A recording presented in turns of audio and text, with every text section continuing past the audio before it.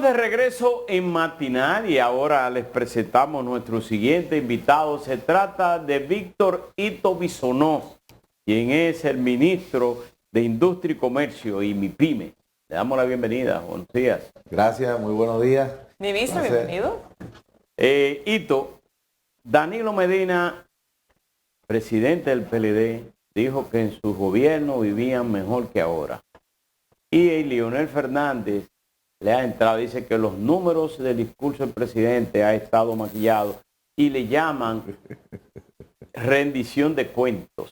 Bueno, de hecho, Dionis Sánchez, lo mencionó. Acaba de hacer mención también de ese calificativo. Me gustaría que tú nos des detalles con relación a este fin de semana. Han sido muy fuertes con ese discurso del presidente. Fíjate, lo primero que tenemos que recordar es que yo también tuve 18 años en la oposición y en el Congreso.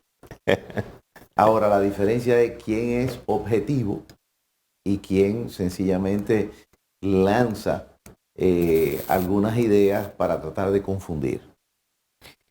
Porque tendrían ellos que discutir entonces, no con el presidente y su discurso, tendrían que discutir con el Fondo Monetario Internacional, con el Banco Mundial, bueno, con el Banco Central, que fue el mismo gobernador de esos dos expresidentes que tú mencionas, tanto Leonel como Danilo. Porque esos son los números que se han presentado ahí. Cuando el Banco Mundial, el Fondo Monetario, Standard & Poor's, dice que la economía dominicana crece a un 5%, no es el presidente que lo dice.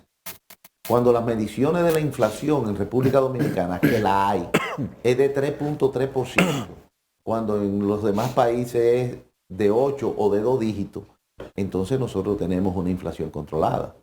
Cuando aquí se rompe récord en empleo formal y por primera vez se pasa de los 5 millones, es una data que hay, que se lleva año por año, mes por mes. No es el presidente que lo dice. Cuando nosotros tenemos 3 años sin un muerto por metanol, cuando en el 2019 y el 20 hubieron 600 muertos. ¿Ustedes saben lo que son 600 cadáveres? Porque aquí se entraba el metanol como le daba la gana y se comercializaba como le daba la gana. Y hace 3 años que no tenemos esa incidencia en el mercado.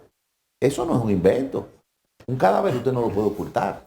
Estamos libres de muertos en el 2024 por metanol. Por metanol. Por metanol. Y por bebidas adulteradas, que el presidente mencionó eso también. Correcto, a eso me refiero. Digo, a eso se refiere. Es muy diferente a que alguien se dé una altura de ron y se ahogue en ron. Sí. ¿Qué otras lecturas podemos dar? Que definitivamente es una más importante, pero ¿cuál es la causa de que se haya logrado eso? ¿Se han logrado desmantelar suficientes industrias ilegales con relación a ese tema? Pero aquí había un libertinaje. Cuando nosotros entramos, el presidente formó una mesa de ilícito. La preside el Ministerio de Industria y Comercio y MIPYME, la presidimos nosotros, con Procuraduría, con la DGI, con los organismos de inteligencia, con aduanas, con salud pública. Y entonces nosotros hicimos dos frentes.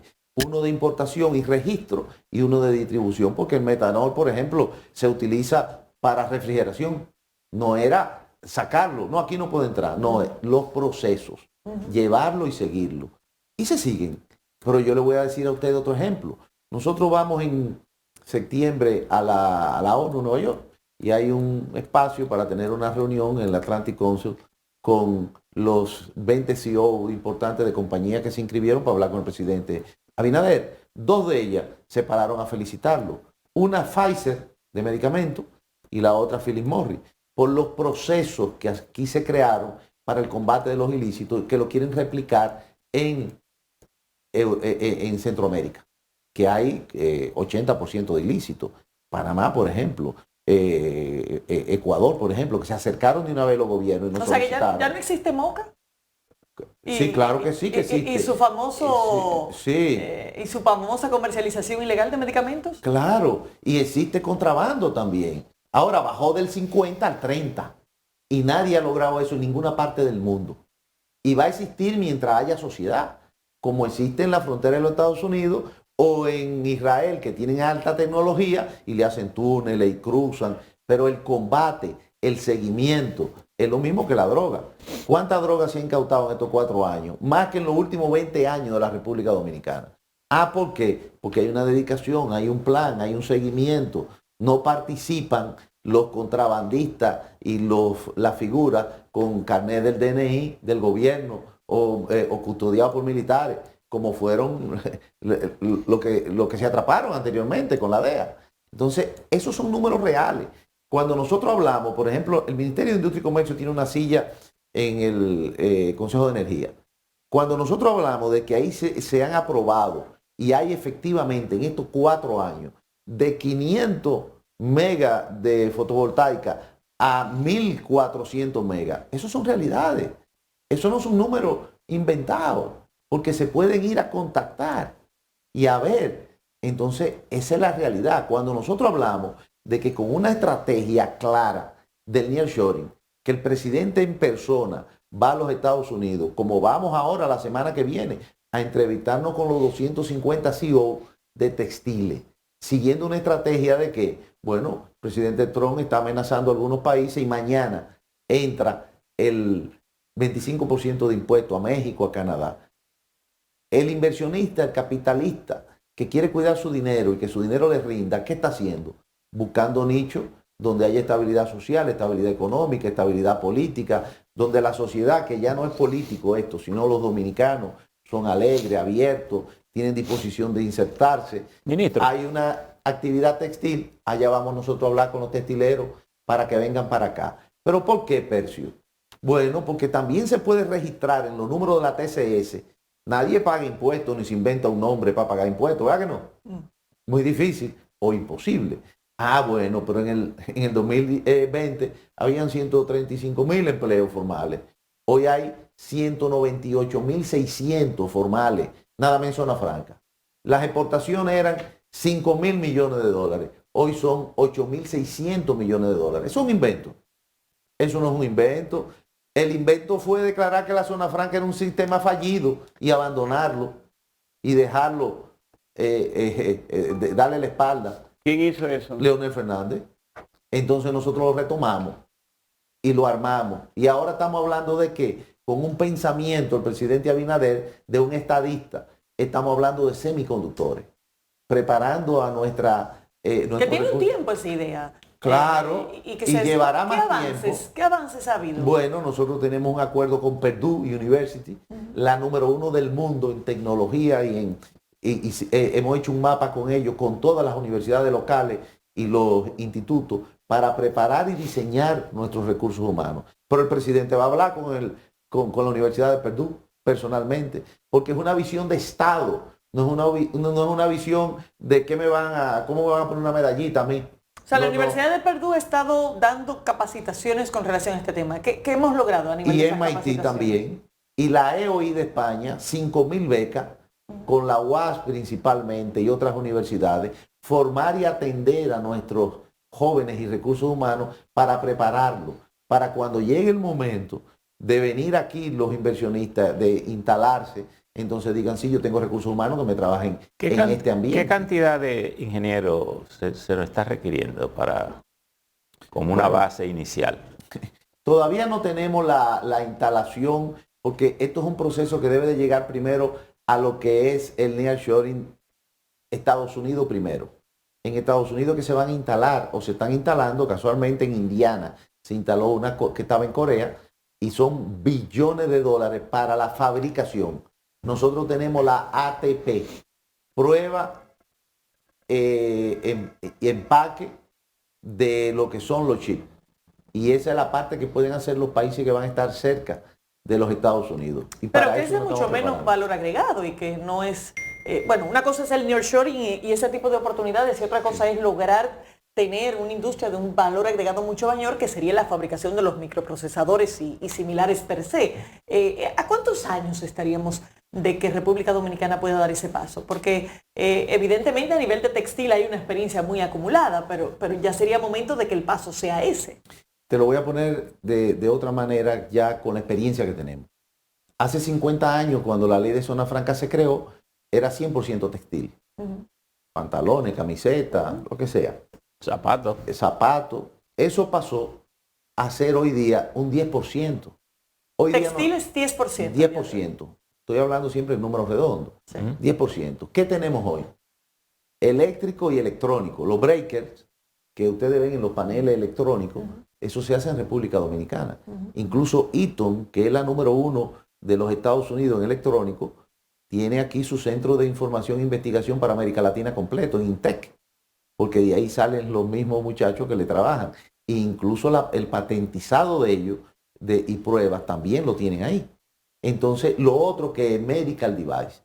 Medical device, nosotros hacemos aquí catéter, nosotros hacemos el hilo de suturar, la máquina que separa el plasma de la sangre, y nosotros exportamos en esos implementos y equipos que llevan chip, y algunos de ellos también con la terminación. Por ejemplo, cuando le ponen a un marcapaso, de lo que aquí se hacen, se controlan con un programa de un teléfono, pero con un chip que tiene adentro. Entonces, ¿qué más tenemos nosotros? Nosotros tenemos la joyería de Tiffany, nosotros tenemos abrigos y piezas de alta calidad, nosotros tenemos prenda de oro, un sinnúmero de diversificación en sentido general, Ministro, que nos pone a nosotros en el ojo de todo el que está buscando una inversión para entrar al DERECAFTA o a los 900 millones de personas que tenemos nosotros como sombrilla dentro de los acuerdos que hay en República Dominicana. Ministro, esta mañana escuché que Donald Trump había autorizado a eliminar algunas facilidades que tenían establecidas para Haití. Y quería preguntarle dos cosas aquí con esto. ¿Cuáles son las potencialidades que República Dominicana tiene con el gobierno de Donald Trump y que no entremos a la fase también de ser afectados con gravámenes? Por ejemplo, el tema del arroz, si se resolvió con la disposición que hizo el presidente o si es un tema Ese es otro punto que está abierto. El presidente anunció, después de 20 años que debieron de haber negociado o sustituido en 20 años, anunció el año pasado que iba a proteger la producción nacional. Y segundo, y la protegió. Y segundo, el decreto ha dado resultados. 100%. Y segundo, entraba la degradación. ¿En qué medida pudiera, digamos, afectar la parte migratoria? Porque el presidente dijo que teníamos que prepararnos para una posible embestida de inmigración, de vuelta de inmigrantes a Haití. El hecho de que a Haití se le estén reduciendo estas facilidades que tiene desde los Estados Unidos. Bueno, fíjate, lo de Haití primero muy lamentable. Nosotros siempre hemos dicho que la apuesta debe de ser que Haití se pacifique, se institucionalice, crezca y los haitianos se queden allá trabajando. Y que con mayor poder adquisitivo, pues nos compren más. Ahora bien, Donald Trump. Primero nosotros tenemos una balanza que es positiva para los Estados Unidos. Los Estados Unidos, muy difícil que vengan a ponernos a nosotros gravámenes, porque la balanza de ellos es positiva. Contrario a lo que pasa con México. México exporta más hacia los Estados Unidos que lo que Estados Unidos le vende a México. E incluso se ve que es un círculo que entra de China o producción de capital chino o industria china hacia los Estados Unidos del CAFTA. Entonces Donald Trump dice, no, 25% para ti. Ahora, no va a pasar. El cálculo de la balanza se hace solo en base a los productos, excluyendo el servicio turístico. Bueno, se hace de todo. Porque sí. Estados Unidos es el principal mercado nuestro desde el punto de vista de la Sí, pero Donald Trump no le va a poner impuestos para que sus ciudadanos salgan a... No, pero a lo que quiero decir es que cuando usted mira el balance económico, el balance es el resultado de los negocios. Sí. Usted me compra, yo le compro, yo le doy negocio. Bueno, en todo lo que es materia prima e importación, los Estados Unidos tienen un balance positivo para la República Dominicana. Entonces eso en este momento le favorece a la República Dominicana. Pero lo que quiero es, si nosotros tomáramos el porcentaje de turistas que aporta Estados Unidos a República Dominicana, que vienen cada año, ¿cómo queda ese balance? ¿Se ha hecho ese cálculo? Pero fíjate lo que pasa. Y si nosotros le ponemos la remesa, ¿le hacemos ese cálculo? No se puede. Esa no es la metodología. Entonces nosotros somos aliados de una política que Donald Trump está aplicando. Incluso somos aliados de la política migratoria, porque nosotros estamos haciendo lo que ellos están haciendo. Y cuando el Bueno, presidente... ahí habría que decir al revés, ellos están haciendo lo que nosotros comenzamos a hacer. bueno, pero estamos haciendo lo mismo. El presidente habló Entonces, de 270.000 repatriados hacia Haití. Correcto, cada cual en su país. Y cada cual que visita otro país debe tener su visa, debe respetar su cultura, debe respetar sus leyes, debe de estar dentro de las normas de un país. Cuando el presidente Abinader dice tenemos que prepararnos por la posible deportación de los Estados Unidos hacia Haití, es porque si van a llegar más haitianos a Haití, de los Estados Unidos a Haití, se puede suponer que esos haitianos van a tratar de salir de nuevo. ¿Y por dónde van a salir? O en Yola, o por donde pueden salir por un puerto, o por donde salir por un aeropuerto, y no tienen cómo hacerlo de Haití. Entonces por eso se ha fortalecido una frontera, que ahí volvemos entonces a la pregunta inicial de ustedes, Alberto. ¿Cuál fue el discurso? El discurso es que ahora hay una valla, que ahora se van a hacer 11 kilómetros más, que ahora hay menos cuatredismo, que ahora hay más control dentro de la porosidad de cualquier frontera del mundo. ¿Qué El tanto, presidente ¿qué tanto habló- ha bajado el comercio entre nosotros y Haití?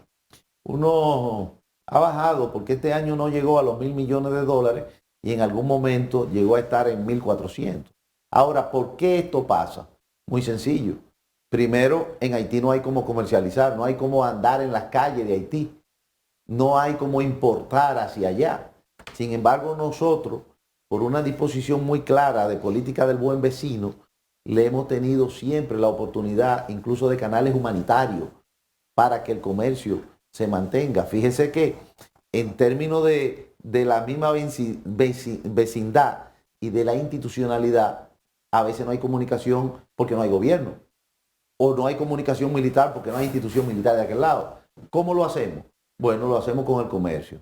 Unos comerciantes dominicanos y haitianos que tienen 50 años fiándose, conociéndose, viendo qué compran, qué rubros necesitan. Y nosotros no hemos hecho una estrategia incluso para que ellos puedan tener puntos formales de entrada y de recaudación. El presidente dijo en su discurso, y tú hablaste ahora de aumento del empleo, habló de mejor calidad de vida, reducción de la pobreza, con la posibilidad de eliminar la extrema pobreza, pero en términos de aumento de salarios, habló durante los 4 años y todos los sectores que se habían aumentado el salario, decía que el último salario llegaba al 90% de la canasta familiar. Sin embargo, la oposición ha utilizado esos términos para denostar el discurso del presidente, que son cifras maquilladas. Y además de los altos precios, también citan otros temas como la energía. Mira, volvemos a lo mismo de siempre. Eso es politiquería. Eso es oposición. Okay. Eso es oposición. Incluso es un esfuerzo por confundir. Es aquello de ponerse en un momento ante un público que está con un ánimo que quiere cambio y salir. ¿A cuánto estaba el plátano? ¿A cuánto estaba el huevo? Bueno, yo te voy a hacer una pregunta. Vamos a ver. Y quiero que ustedes tres me digan, quizás, ¿cuánto te costó tu primer carro? Caminero no se acuerda de eso. Ya yo no me Hace acuerdo. tanto tiempo. Está bien, Pero, pues. fueron como 300.000 pesos. Ok, ¿qué carro era? Era un Suzuki. Ok, un jeepecito. Un jeepecito. Muy No, bonito. de esos carritos que llegó con Salvador Jorge Blanco en el 82. Okay. Ahora, ¿Qué tú comprarías hoy con esos 300.000 pesos? No, hay que buscar 2 millones de pesos para un vehículo así. Entonces eso es lo mismo de lo que estamos hablando. La economía se calienta normalmente por lo menos un 5%. Y en épocas extraordinarias, como lo que ha estado sucediendo con la parálisis de hace 4 años con el COVID, con las guerras, las economías se van calentando. Y siempre algo cuesta un poquito más. Ahora, yo lo que me pregunto es, ¿quién y cuándo han aumentado 3 veces el sueldo mínimo de todos los sectores? Que cuando tú aumentas el mínimo, eso empuja lo mediano y los altos. Consciente de que hay una inflación, porque nadie la está negando. Consciente de que hay un calentamiento de la economía. Que me digan quién en 3 años, o quién lo aumentó 2 veces, o qué hicieron. Don Yo Antonio, creo que Danilo Medina lo aumentó 1 vez, Don pero Antonio, Leonel no lo aumentó nunca. Don Antonio creo que lo aumentó 2 veces, incluso el público. Bueno, entonces... que yo recuerde, no sé si lo hizo de otra cosa. 60 a 120 mil pesos y después lo llevó a 225 mil. Entonces hablemos de la realidad. Antonio Guzmán Fernández. Hablemos de los datos reales. No queramos confundir a la gente. Ministro, con el tema del arroz y el decreto, la DICOEX forma parte del Ministerio de Industria y Comercio. ¿Se tiene una reacción de la USTR con relación a esa medida que tomó República Dominicana? Ciertamente nosotros lo primero que hicimos fue que levantaron estudios. Y dentro de lo que nos da el margen de acción, el acuerdo que tenemos con el DERECAFTA, nosotros hicimos lo que han hecho los Estados Unidos y lo que nos permite el acuerdo. Seguridad alimentaria, seguridad nacional. Para que usted tenga una idea, los Estados Unidos no tienen un gravamen a nuestra exportación de varilla a Puerto Rico por un tema de seguridad nacional. Eso lo permite el DERECAFTA. Y cuando nosotros nos adherimos a lo que dice nuestra ley de seguridad alimentaria, entonces protegemos el arroz.